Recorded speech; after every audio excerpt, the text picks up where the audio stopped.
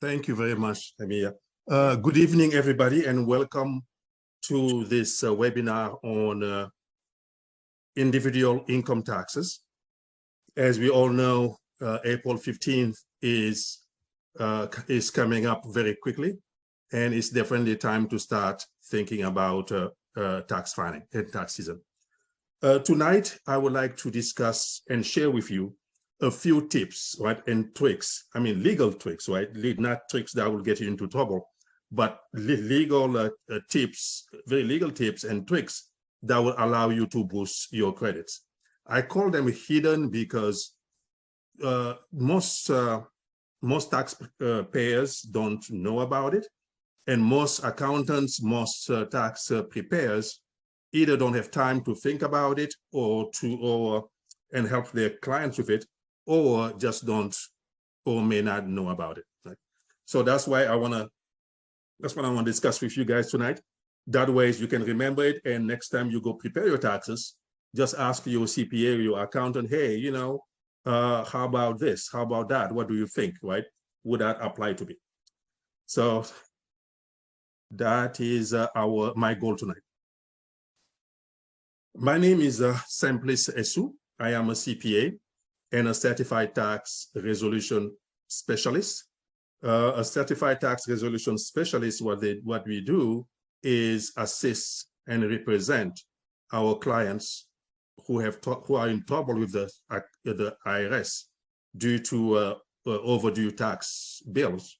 We help them negotiate with the IRS a plan that they can afford and be able to pay. I live in Tampa, beautiful Tampa, Florida. Even though it's a little bit cold tonight, we are in the 40s, but usually it's very, very nice down here. So the first tip I wanted to share with you guys today and show you guys tonight is your tax filing status. Most of the time, right, we know that filing as married jointly will give us the biggest deduction, the biggest refund. However, there are times where it will be worth it to just look at it both ways, whether filing filing jointly or filing separately. And in those cases, I can think about two. One is a case where one of the spouse has significant medical expenses. To qualify to deduct the medical expenses on your tax return, it has to be over 7.5% of your adjusted gross income, right? Which is kind of high. It's a 7.5% of most people's AGI is pretty high. So if the two spouses combine their income together, it will be even more difficult to achieve that. So if the spouse who has large medical bills or medical expenses were to file by himself or herself, it will be easier to meet that threshold. The other case that I can think about is when people have similar incomes. Let's say each of them make about 50,000, right? If you combine the two, then if they combine the two, they will find themselves in a higher tax bracket than they would have been filing separately. So what I would recommend is doing it both ways, right? Filing jointly. If you are in one of these situations, do it both ways and see which one will give you the higher refund. The second tip is maximizing your tax deductions. There are some tax deductions that people don't usually think about. For example, your state sales taxes, right? Especially on large purchases such as motor vehicles, boats, or houses. If there are some tax bills on it, or on long-term leases as well, if you pay sales taxes on it, those sales taxes are deductible on your 1040. Then we have our usual out-of-pocket charitable contributions to our church, to our favorite charities, and so forth. Also, if you are in a case where you are a student and have student loans, you can take deduction for the interest that have been paid on those student loans, even if you are not the one making the payment. Let's say you are a student whose parents are still helping paying the bills, paying the student loans, or you have a well-to-do or wealthy family member who is paying the student loan for you. You can deduct those interests on the loan, even if you are not the one making the payments. Then we have the child and dependent care. You can take up to $6,000 of qualified expenses for children and dependent care. Here, most people will think it is only for your child, but if you have a spouse that cannot physically or mentally take care of himself, and somebody's taking care of him, those expenses that you incurred are deductible as well.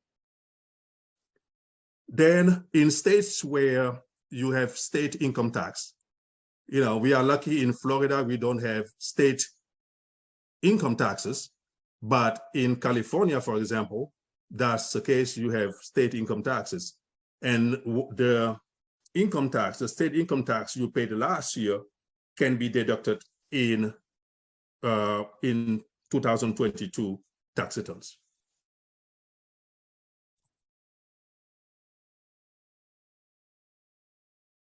Still continuing with the deductions, the medical bills, right? Medical miles, I'm sorry. If you are driving to go to the hospital, you are driving a family member to go to the hospital, those miles can be deductible, fully deductible, 18 cents, for 2022, right? If those miles were incurred in 2022, from January 1st to June 30th, you can take 18 cents for each mile. Now it is from July to December 2022, it goes up to 22 cents. This just reflects the hikes in gas prices that we all had to deal with last year. The next one will be charity miles. If you are driving to go to your place, the place where you help and volunteer at, you can take 14 cents for every mile that you have driven. Then the qualified and reimburse medical expenses. But again, here they have to be above 7.5% of your AGI to be deductible. The next tip is maximizing your IRA and your health saving account contributions, right? We have until the filing deadline, meaning we have until April 15th to contribute to our IRA. For example, for 2022, if you didn't contribute enough, you have until April 2023 to contribute that, to make that contribution. Knowing that, one of the options, what you can do is file your taxes early, right? File your taxes in, say, February, right? And if you are getting a refund, right? You can go ahead and take that refund and go open up an IRA account that you can fund with your refund, right? And still deduct that refund in your 2022 taxes. But if it's not clear, let me know and I will repeat. So basically, if I know that I do my taxes very early, let's say in February, and I say, okay, I'm gonna get a refund. What I can do, I can claim, I say, okay, let's put $2,000 in my IRA. I will claim it in my tax return, right? And then before April 15th, the deadline, I can run and open up the IRA so that I am covered, because I have until the filing date to do that. And if you are self-employed and you claim the extension, then you can even contribute that until October 15th of 2023.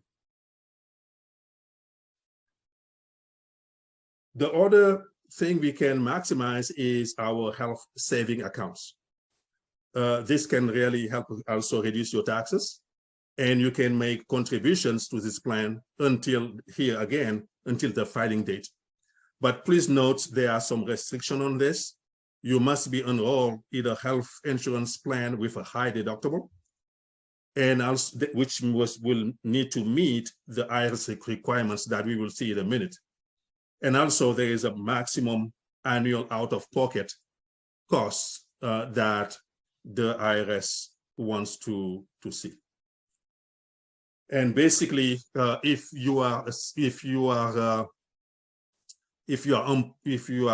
working for somebody and getting and can contribute to that plan, you can, if you are just by yourself, you can contribute up to $3,650, and for a family up to $7,300. And if you're over 55, you can catch up. You have a catch up that you can claim for $1,000. And the minimum deductible, as you remember, we said you have to be enrolled in a high deductible plan. If just only yourself is $1,400, it has to be $1,400 or more per year, and it's a family, $2,800. And the maximum out of pocket has to be $7,050 if yourself, and $14,400 if that's for you and your family. Now, the timing can also boost your refund. Let's say I know that this year, right? Let's say I'm sitting on beginning of November or something, and I know 2022 has been a very good year and my income may be higher, and which may or may not happen next year. If I can pay my December mortgage in December, before December 31st, so I can claim that added interest on the mortgage deduction. Because if you wait until January to pay for it, then you have to deduct it in 2023. So that's the kind of thing you can, a timing issue you can play to maximize your refunds as well. The other thing we can do is make sure we schedule all our health-related treatments and exams in the last quarter or before, and make timely charitable deductions, contributions. And if you are self-employed or have a business, you can look at any purchase that you can make that qualify for deduction. For example, I have a client one time who was going to owe about 20K in the year. He had started making quarterly payment towards those 20,000. And around December, it was around December 22nd, 23rd, he called me, I think even later than that, during the year, he called me and said, hey, you know, what can I do? I'm trying to avoid paying taxes. So I said, well, what do you need? He said, well, I could use a vehicle, a truck for my business. I said, go ahead and purchase it. So he purchased a vehicle for $80,000. What we did was we used Section 179 of the code, which allows you to deduct the whole cost, right? The whole cost of the asset, as long as you put it into service before December 31st, right? Instead of deducting the cost of the assets of the 80,000 over 5 years, he was allowed to take it in one time, therefore ended up getting a refund instead of being stuck with an $80,000 bill. So planning is very is very important and very crucial. Maximize, the other one is, the other tip is, okay, let's maximize our credits, right? I am often asked, what is the difference between a tax credit and a tax deduction, right? A tax credit will allow you to reduce your tax bill by that amount. Let's say I have a $1,000 credit that I can take, and if my tax bill was going to be $5,000, now it's going to be $4,000 because the 1,000 tax credit will reduce it dollar for dollar, right? On the other hand, the tax deduction, it will reduce my taxable income. So if I have $5,000, right, that I was supposed to pay, and I take a new deduction, I will end up with $4,000. That is my tax. No, actually, let's say my taxable income, right, not my tax bill, my taxable income. Let's say it's $50,000, right? $50,000. If I take a deduction of $1,000, now my new taxable income is $49,000. On that $49,000, I will have to apply the percentage of my tax bracket. Let's say I am in the 22% tax bracket. I will take the $9,000 multiplied by the 22%. That's what is going to be my the impact on my tax bill, right? So the tax credit will reduce our tax bill dollar per dollar, whereas a tax deduction will decrease my taxable income, but I have to apply my tax, the percentage of my tax bracket to see how much impact it's going to give me. So if I were to choose between a tax credit and a tax deduction, I would rather have a tax credit than a tax deduction.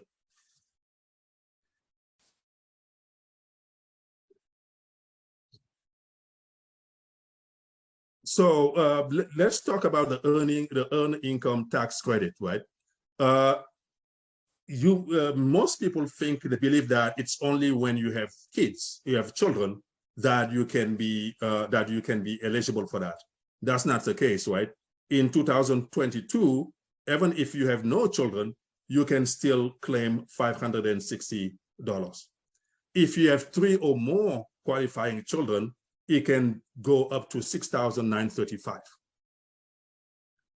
Right? And if you have children, you can also claim the child independent tax credit that we may have talked about, that we talked about a minute ago.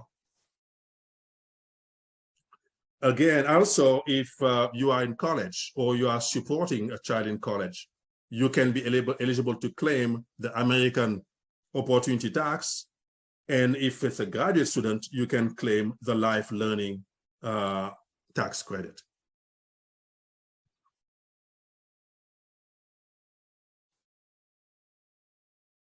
Also, for us who are energy saving conscious, if you have made some home improvement that to make your home more energy efficient, there are some tax credits that you can take that goes up to 30% of the cost of the qualified energy expenditures. So that is the presentation I had tonight, and we'll be open to take any questions you guys may have.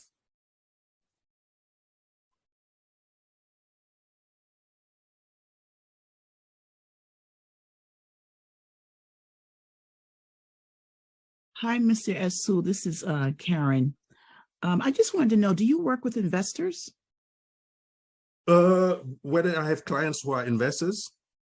Do you work with them if they're investors? Yes. You handle their taxes? Yes, yes. Okay. Yes, I do. Thank you. Yeah, I have some people who are in real estate investors, and I have one who does who is a trader, a day trader. Yeah, but the most I have are real estate investors. Thank you. You're welcome. I actually have a question. Yes, ma'am. So I have 2 children, but they Mhm. are, one's a preteen and one is a 16-year-old. Would I qualify for any refund or breaks Mhm. with Yeah. their age, or like they don't have daycare? I don't have anything special Mhm. with them. Yeah, but for the 6-year-old, you can always so there says no daycare, right? But you can claim it as a dependent, and the earned income tax credit, depending on your income, you may phase out on the earned income tax credit, right? Because the limitation is 50, the maximum is 52K for 2022. Mm-hmm. Okay. I'm sorry, 59K for 2022. I have For 3 or another more kids. question. Hmm? I have another question. Sure. So I'm recently divorced. Mm. So the divorce didn't take effect until November. Mm-hmm. So how would I file? Yeah. It didn't happen until November. It didn't finalize until November, so it was still in 2022, Mhm. right? You can file as a head of household. Your kids are with you, right? And you are providing at least 50% of their income. Mhm. Yeah. Yeah. Mhm. If Yes. you are, yeah, Mhm. then I will file as a head of household. Mhm. Yeah. Okay. And the divorce decree, does it stipulate who is claiming the kids and stuff? Mm-mm. No, it's everything is all on me. It was a clean break, but even before our divorce, Mm. I had to file separately from him because he had like stuff going on and it put a lien on my house and things like that. So I had to, what's it called? Like injured spouse Inter or spouse, something like that. So inter spouse, yeah, yeah. yeah, Mhm. yeah. So Yeah, I will. You should file it as a head of household. That's what I do. okay. Yeah. Okay. Mhm. That's all the questions I had. Okay.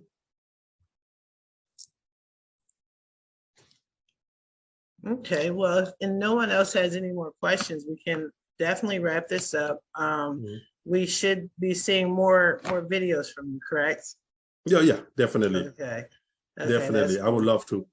And just let me know any subject that you would like to me to discuss. This one I just came up with this because I'm like, okay, let's throw something out there, and that will probably help people. But I am at your disposal and disposition, and at your how to say it. I am listening. I am at your how to say Disposal. disposal. Okay, and for any topics you want me to discuss.